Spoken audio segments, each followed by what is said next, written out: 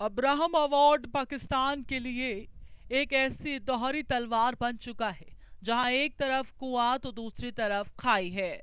Washington DC में अमेरिकी विदेश मंत्री मार्को रूबियो के साथ द्विपक्षीय वार्ता के बाद पाकिस्तान के डिप्टी पीएम इशाक डार को मीडिया के तीखे सवालों का सामना करना पड़ा। इस दबाव के बीच इशाक डार ने सफाई देते हुए कहा कि पाकिस्तान 1967 से पहले की सीमाओं के आधार पर एक स्वतंत्र फिलिस्तीनी राज्य की स्थापना और अल कुदस अल शरीफ को उसकी राजधानी बनाए जाने की अपनी पुरानी स्टेट पॉलिसी पर कायम है। पाकिस्तान का साफ कहना है कि उसकी दशकों पुरानी सोच में कोई बदलाव नहीं आया है।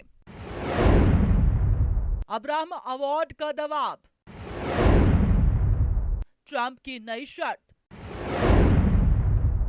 इजराइल पर सियासी संकट। पाकिस्तान के सामने सबसे बड़ा संकट अपनी इस्लामिक विचारधारा को बचाने का है। मगर पाकिस्तान अब्राहम अवार्ड का हिस्सा बनता है तो यह शहबाज शरीफ और जनरल आसिम मुनीर के लिए कूटनीतिक और राजनीतिक आत्महत्या जैसा होगा। समझौते और दस्तखत करने का सीधा मतलब ये होगा कि पाकिस्तान को फलस्तीन के मुद्दे पर अपनी कट्टरपंथी नीति को छोड़ना होगा। इजराइल को एक स्वतंत्र देश के तौर पर मान्यता देनी होगी।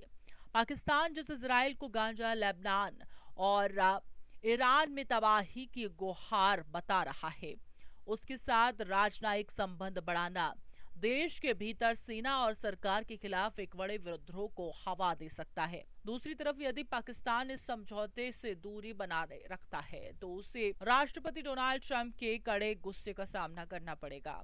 ट्रंप साफ तौर पर कह चुके हैं कि सऊदी अरब, पाकिस्तान, कतर जैसे देश अमेरिका के और उन्हें तुरंत इस समझौते का हिस्सा बनना चाहिए। ट्रंप के करीबी सीनेटर लिंडसे ग्राहम ने भी पाकिस्तान की मध्यस्थ वाली भूमिका को समस्याग्रस्त बताते हुए सख्त तेवर दिखाए हैं। अगर अमेरिका ने अपने हाथ खींच लिए तो अंतर्राष्ट्रीय वित्तीय संसाधनों से मिलने वाली आर्थिक मदद रुक जाएगी, जिससे कंगाल पाकिस्तान पूरी तरह दिवालिया होने के कगार पर पहुंच जाएगा।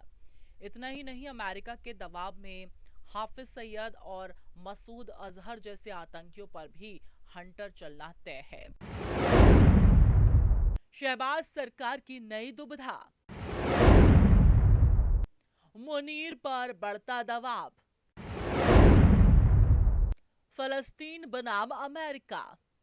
इस पूरे विवाद की जड़ यानी अब्राहम अवार्ड को समझना भी बेहद जरूरी है। डोनाल्ड ट्रंप ने अपने पहले कार्यकाल के दौरान साल 2020 में इस ऐतिहासिक प्रस्ताव को दुनिया के सामने रखा था, जिसका मुख्य उद्देश्य इजराइल और खाड़ी देशों के बीच दुश्मनी को खत्म कर संबंधों को सामान्य बनाना था।